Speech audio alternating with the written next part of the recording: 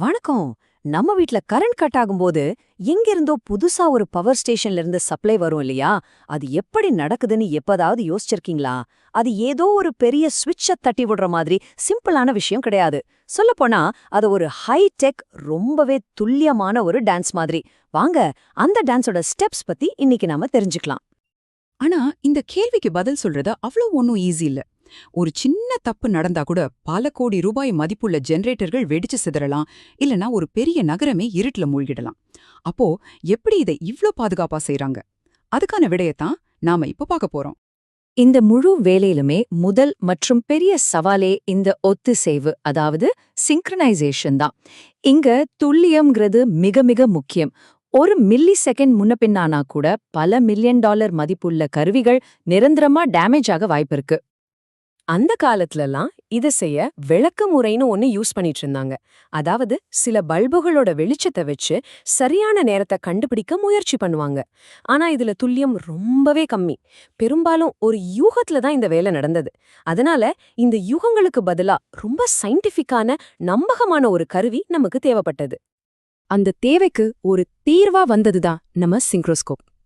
இந்த கதையோட உண்மையான ஹீரோ இதுதான்னு சொல்லலாம்.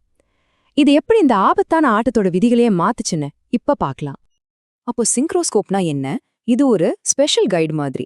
இது ரெண்டு விஷயங்களை ரொம்ப துல்லியமா செக் பண்ணும். ஒன்னு, ரெண்டு கரண்ட் வேவ்ஸோட வேகம், அதாவது ஃப்ரீக்வன்சி. இன்னொன்னு, அந்த அலைகளோட ஏற்றமோ இறக்கமோ ஒரே டைம்ல வருதான்னு பார்க்கும். அதுதான் ஃபேஸ் ஆங்கிள். இது ரெண்டும் பக்காவா பொருந்தும்போது மட்டும்தான் இது நமக்கு கிரீன் சிக்னல் காட்டும். ஓகே, இந்த கருவி எப்படி வேலை செய்வதுன்னு தெரிஞ்சுக்கிட்டோம். இப்போ இது எப்படி எலக்ட்ரிக் சர்க்கியூட்ல ஒரு முக்கியமான இடத்துல கனெக்ட் ஆகி இந்த மேஜிக்கை நிகழ்த்துதுன்னு நம்ம பார்க்கலாம். இந்த டயக்ராம பாருங்களேன். இடது பக்கம் இருக்கிறது நம்ம பவர் கிரிட், அதாவது ஏற்கனவே ஓடிட்டு இருக்கிற பவர். வலது பக்கம் இருக்கிறது புதுசா கனெக்ட் பண்ண வேண்டிய பவர் சோர்ஸ். இது ரெண்டையும் பஸ் பார்னு சொல்ற ஒரு பொதுவான லைனுக்கு கொண்டு வரணும். இந்த சிக்கலான இணைப்பை சாத்தியமாக்குறது கரெக்டா நடுல இருக்கிற அந்த சிங்க்ரோஸ்கோப் தான். இத இன்னும் தெளிவா புரிஞ்சுக்க இந்த சர்க்கியூட்ல யார் யார் முக்கியமான ஆளுங்கன்னு பார்க்கலாமா? முதல்ல ஏற்கனவே இருக்கிற ஆல்டர்னேட்டர், அதாவது நம்ம பவர் கிரிட். அடுத்து புதுசா வர்ற ஆல்டர்னேட்டர், இதுதான் நம்மளோட புது பவர் சோர்ஸ். இது ரெண்டையும் கனெக்ட் பண்ற பஸ் பார், அதாவது மெயின் பவர் லைன். நமக்கு வழிகாட்டுற நம்ம சிங்க்ரோஸ்கோப். கடைசியா கனெக்ஷனை ஏற்படுத்துற சிங்க்ரனைசிங் ஸ்விட்ச், இதுதான் ஃபைனல் கேட். சரி, எல்லாம் கனெக்ட் பண்ணியாச்சு. இப்போ சிங்க்ரோஸ்கோப் நம்மகிட்ட என்ன பேசுது? அதோட மொழிய நாம இப்ப கத்துக்கலாம்.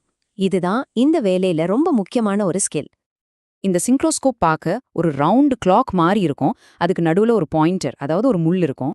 இந்த முள்ளு தான் ரெண்டு பவர் சோர்ஸோட வேக வித்தியாசத்தை காட்டுறதுக்காக கிளாக் வைஸ்லயும் ஆன்டி கிளாக் வைஸ்லயும் சுத்தும். இந்த டேபிள் அந்த மொழிய ரொம்ப சிம்பிளா நமக்கு சொல்லிக் கொடுக்குது. வரிசைய பாருங்க. புது பவரோட வேகம் கம்மியா இருந்தா அந்த முள் மெதுவா ஆன்டி கிளாக் வைஸ்ல சுத்தும். இதுக்கு அர்த்தம் ஸ்பீட அதிகப்படுத்து. அடுத்த வரிசை, வேகம் அதிகமாயிருந்தா அந்த முள் வேகமா கிளாக் வைஸ்ல சுத்தும். இதுக்கு அர்த்தம் ஸ்பீட குறை. கடைசியா ரெண்டு ஸ்பீடும் சமமா ஆகும்போது அந்த முள் அசையாம ஒரே இடத்துல நிக்கும். அதுதான் நாம தேடிட்டு இருக்கிற அந்த சரியான தருணம். இன்னும் நல்லா மனசுல பதிய வைக்க இந்த கம்பாரிசனை பாருங்க. கிளாக் வைஸ்ல சுத்துனா ஸ்பீடு அதிகம் குறைக்கணும், ஆன்டி கிளாக் வைஸ்ல சுத்துனா ஸ்பீடு குறைவு அதிகரிக்கணும். ரொம்ப சிம்பிள். அந்த முழு சுத்துற திசையே நாம என்ன செய்யணும்னு நமக்கு தெளிவா சொல்லிடும். சூப்பர்.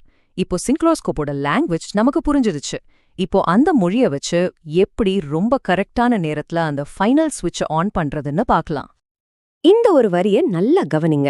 இதுதான் இந்த முழு ப்ராசஸோட ஹார்ட்டே. அந்த முள் 12 மணி இடத்துல அசையாம நிக்கும்போது ஸ்விட்சை மூடணும்.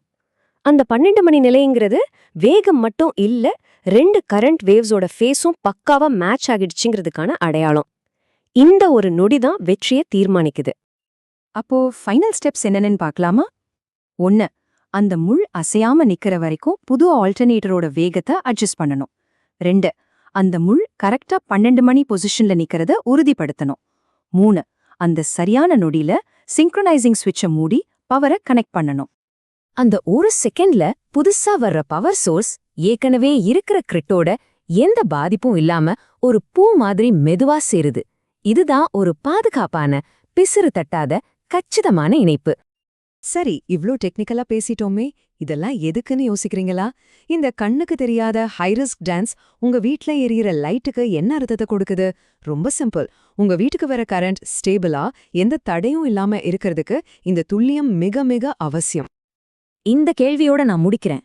இந்த துல்லியமான நடனத்துல ஒரு செகண்ட் கால் இடறுனா என்ன மாதிரியான குழப்பமெல்லாம் ஏற்படும்? அடுத்த தடவை நீங்க ஒரு ஸ்விட்சை தட்டும்போது உங்க லைட் எரியறதுக்கு பின்னாடி இருக்கிற இந்த கண்ணுக்கு தெரியாத கடின உழைப்பையும் அசாதாரணமான டெக்னாலஜியும் ஒரு நிமிஷம் நினைச்சு பாருங்க.